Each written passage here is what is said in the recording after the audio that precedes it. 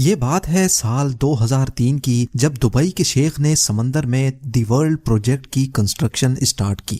سمندر میں 300 آئلینڈز بنانے کا یہ پروجیکٹ ارتھ شیپ کی طرح دکھنے کے لیے بنایا جا رہا تھا، جس میں لگژری ولاز، ہوٹلز اور بیچ ریزورٹس کے ساتھ ساتھ وہ سب کچھ بنایا جانا تھا جس کا اندازہ لگانا بھی کافی مشکل ہے۔ یہاں تک کہ اس پروجیکٹ کی جب ایڈورٹائزمنٹ ہو رہی تھی تو اس میں دی ورلڈ کو لینڈ آف پیراڈائز یعنی جنت کی زمین کا لقب بھی دیا گیا۔ لیکن یہ پروجیکٹ کمپلیٹ ہونے کے 12 سالوں بعد بھی آج تک یہ آئلینڈز سمندر میں ویران کیوں پڑے ہیں؟ دنیا کی مہنگی ترین سیلیبریٹیز سے انڈورسمنٹ کروانے کے باوجود بھی دبئی کے شیخ کا خواب ادھورا کیوں رہ گیا؟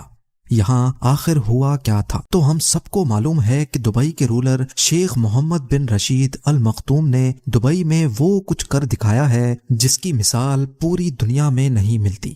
آج سے 30 سال پہلے دبئی میں صرف ایک بلڈنگ ہوا کرتی تھی جس کو آج دبئی ورلڈ ٹریڈ سینٹر کہا جاتا ہے، لیکن اس کے بعد یہاں back to back construction projects نے دبئی کی وہ قسمت بدلی کہ جو شہر 100% اپنے آئل پہ ڈیپینڈنٹ تھا وہ اب صرف 3% آئل پہ ڈیپینڈنٹ رہ گیا ہے۔ اور شیخ کا خواب بھی کچھ ایسا ہی تھا۔ دنیا کی سب سے اونچی بلڈنگ برج خلیفہ سے لے کر دنیا کے پہلے اور آخری 7 اسٹار ہوٹل برج العرب تک دبئی کا کونا کونا ورلڈ کلاس لگژری فیسلٹیز سے بھرا ہوا ہے۔ جب دبئی کے پاس مزید میگا پروجیکٹس بنانے کے لیے زمین کم پڑ گئی تو شیخ نے رخ کیا سمندر کا۔ یہ بات ہے 2001 کی، جب دبئی پہلے ہی برج العرب بنا کر ویسٹرن ٹورزم اپنی طرف اٹریکٹ کر بیٹھا تھا۔ دبئی کے بیچز کافی زیادہ فیمس ہونے لگے تھے اور بات یہاں تک پہنچ چکی تھی کہ اب دبئی کے پاس بیچز کی جگہ کم پڑ گئی۔ دبئی کی کوسٹ لائن جو صرف 70 کلومیٹرز پر پھیلی ہوئی تھی اس کو اب بڑھانے کا وقت آ چکا تھا۔ اسٹارٹنگ میں پلان یہ تھا کہ دبئی کے سمندر میں 3 آرٹیفیشل آئلینڈز بنائے جائیں گے جن کو جب اسپیس سے دیکھا جائے گا تو ان کی شکل پام ٹری جیسی ہوگی، پام جمیرہ، پام جبل علی اور پام ڈیرا۔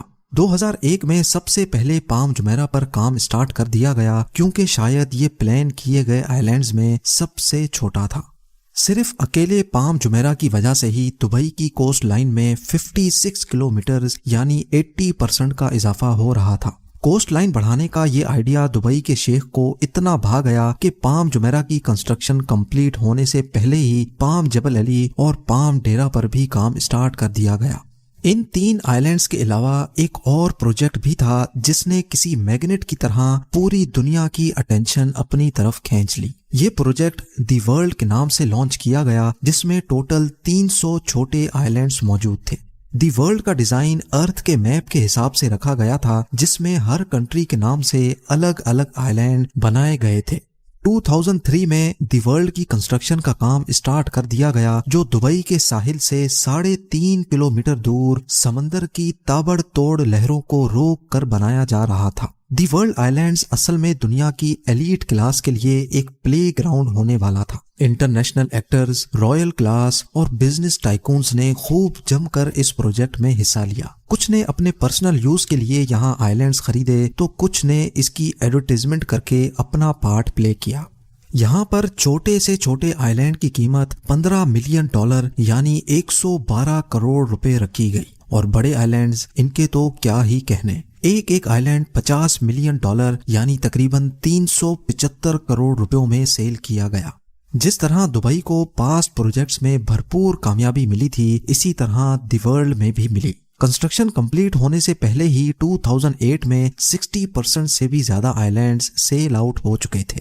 لیکن سوال یہ ہے کہ سمندر میں ریت سے بنے ان آئلینڈز کی اتنی زیادہ قیمت کیوں رکھی گئی؟ پہلی بات تو یہ ہے کہ یہ اتنا آسان کام نہیں ہے۔ ٹھاٹھے مارتے ہوئے سمندر میں ایک چھوٹا سا آئلینڈ بھی بنانا بہت مشکل ہوتا ہے، یہاں تو پھر دبئی نے 300 آئلینڈز بنائے تھے۔ صرف ایک آئلینڈ کو بنانے میں اتنی زیادہ ریت استعمال ہوئی تھی کہ اس سے ایک پورا کرکٹ اسٹیڈیم ٹاپ سے لے کر باٹم تک بھرا جا سکتا ہے۔ اگر پتھروں کی بات کی جائے تو دی ورلڈ آئلینڈز میں استعمال ہونے والے پتھروں کا وزن 5.5 لاکھ ٹرین انجنز کے وزن کے برابر بنتا ہے۔ 9 किलोमीटर लंबा और 6 किलोमीटर चौड़ा ये प्रोजेक्ट बनाने में दुबई गवर्नमेंट को 14 अरब डॉलर खर्च करने पड़े। इस रकम से दुबई 9 बुर्ज खलीफा या फिर 14 बुर्ज अल अरब जैसे 7 स्टार लग्जरी होटल्स बनवा सकता था। लेकिन शेख को ना सिर्फ दुबई की जमीन बल्कि यहाँ के समंदर से भी इनकम जनरेट करना थी, और यही वजह थी कि शेख समंदर में जन्नत की जमीन बनाना चाहते थे। तो फिर आखिर ऐसा क्या हुआ कि इतना ताम झाम करने के बावजूद भी पिछले 12 सालों से ये आइलैंड्स बिल्कुल वीरान पड़े हैं। दी वर्ल्ड आइलैंड्स के फेलियर में सबसे पहला रीजन इसका डिजाइन है। सबको यही उम्मीद थी कि प्रोजेक्ट का डिजाइन अर्थ के मैप के हिसाब से बनाया जाएगा, लेकिन प्रोजेक्ट कंप्लीट होने के बाद मालूम पड़ा कि ये अर्थ के डिजाइन से काफी ज्यादा अलग है। ज्यादातर आइलैंड्स की शेप एक्चुअल कंट्रीज की शेप से काफी मुख्तलिफ थी, जिससे इन्वेस्टर्स को काफी ज्यादा डिसअपॉइंटमेंट हुई। लेकिन सिर्फ डिजाइन का चेंज होना ही दी वर्ल्ड की नाकामी का रीजन नहीं था।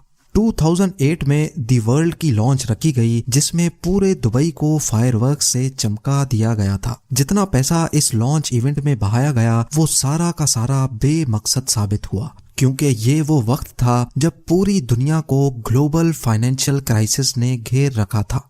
दी वर्ल्ड के 60% आइलैंड्स इस फाइनेंशियल क्राइसिस से पहले ही सेल हो चुके थे, और इस क्राइसिस की वजह से ना सिर्फ वर्ल्ड आइलैंड्स बल्कि पूरे दुबई की प्रॉपर्टीज के रेट्स जमीन पर आ गिरे। फाइनेंशियल क्राइसिस की वजह से जिन एलिट्स ने ये आइलैंड्स खरीद रखे थे उन्होंने भी यहाँ कंस्ट्रक्शन का काम नहीं करवाया।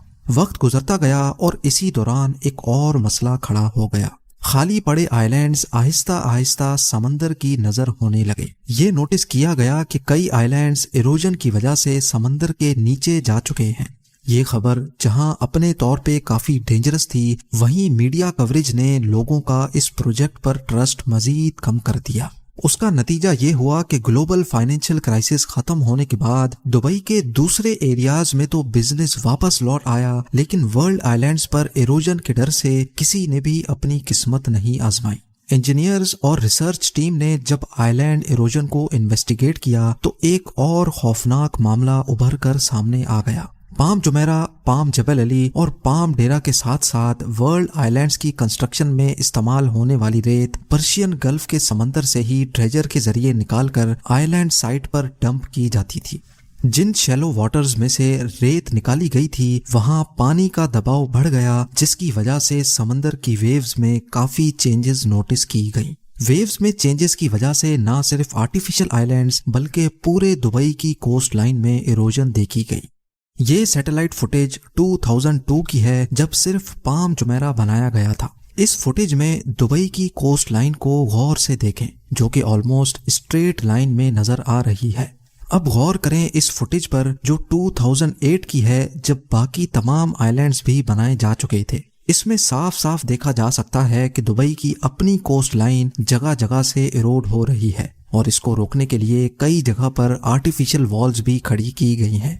आर्टिफिशियल आइलैंड्स बनाने, दुबई की कोस्ट लाइन को डबल ट्रिपल करने और नेचर से खेलने का अमल अब दुबई पर उल्टा वार करने पर तुला है। इस मामले ने इन्वेस्टर्स, बिजनेस टाइकून्स और सेलिब्रिटीज के ट्रस्ट लेवल को इतनी ठोस पहुंचाई कि दुबई गवर्नमेंट ने तमाम आइलैंड प्रोजेक्ट्स पर फौरन काम रुकवा दिया। बात यहां तक पहुंच गई कि दुबई को पाम जबल अली के इन्वेस्टर्स को रिफंड करना पड़ा और पाम डेरा के प्रोजेक्ट को आधे में ही छोड़ना पड़ा। बेशक प्राइवेट आइलैंड का अपना ही चार्म है, लेकिन जो लग्जरी वर्ल्ड आइलैंड्स में एंजॉय की जा सकती है वो पाम जुमेरा पर ऑलरेडी लोग कर रहे हैं। आखिरकार ये दुबई का पहला आर्टिफिशियल आइलैंड प्रोजेक्ट है जो भरपूर कामयाब हुआ। कई famous celebrities already palm Jumeirah पे प्रॉपर्टीज ओन करते हैं, जिनमें famous football player David Beckham, Shahrukh Khan और शिल्पा शेट्टी के साथ साथ कई जाने माने नाम भी शामिल हैं। लेकिन ऐसा भी नहीं है कि वर्ल्ड आइलैंड्स पर किसी ने भी अपना मेंशन नहीं बनाया। 300 में से 9 आइलैंड्स ऐसे हैं जिनको डेवलप किया जा चुका है। इनमें लेबनान आइलैंड, यूरोप आइलैंड्स और फार्मूला 1 ड्राइवर के नाम पे बनाया गया माइकल शू मेकर आइलैंड डेवलप किया जा चुका है। बाकी तमाम 291 आइलैंड्स अभी तक खाली पड़े हैं और आहिस्ता आहिस्ता समंदर की नजर होते जा रहे हैं। दुबई के शेख अपनी इस नाकामी से अच्छी तरह वाकिफ हैं और अपनी इस गलती को सुधारने के लिए नए और जदीद प्रोजेक्ट्स भी लॉन्च करने में लगे हैं। नया प्लान ये है कि पहले दी वर्ल्ड के यूरोप आइलैंड्स को डेवलप किया जाए, स्वीडन आइलैंड में 10 पैलेसेस, जर्मनी आइलैंड में 32 विलास और टोटल 78 फ्लोटिंग स्वीट्स बनाने का प्लान किया गया है। इन फ्लोटिंग स्वीट्स में टूरिस्ट समंदर के एक यूनिक एक्सपीरियंस को एंजॉय कर सकेंगे। ना सिर्फ समंदर के ऊपर बल्कि टूरिस्ट अपने अंडर वाटर बेडरूम से मैरीन लाइफ से भी लुत्फ अंदोज हो सकेंगे। एक बात तो क्लियर है कि दुबई इन छोटे मोटे फेलियर से घबराने वाला नहीं है। इसकी जीती जागती मिसाल Jumeirah bay islands, museum of the future और दुबई एक्सपो 2020 की रंगीनियों में देखी जा सकती है। साथ ही साथ दुबई के फ्यूचर प्रोजेक्ट्स में दुनिया का पहला डायनेमिक टावर भी मौजूद है, जिसके रोटेटिंग फ्लोर्स की वजह से अंदर बैठे लोग दुबई का 360 व्यू एंजॉय कर सकेंगे।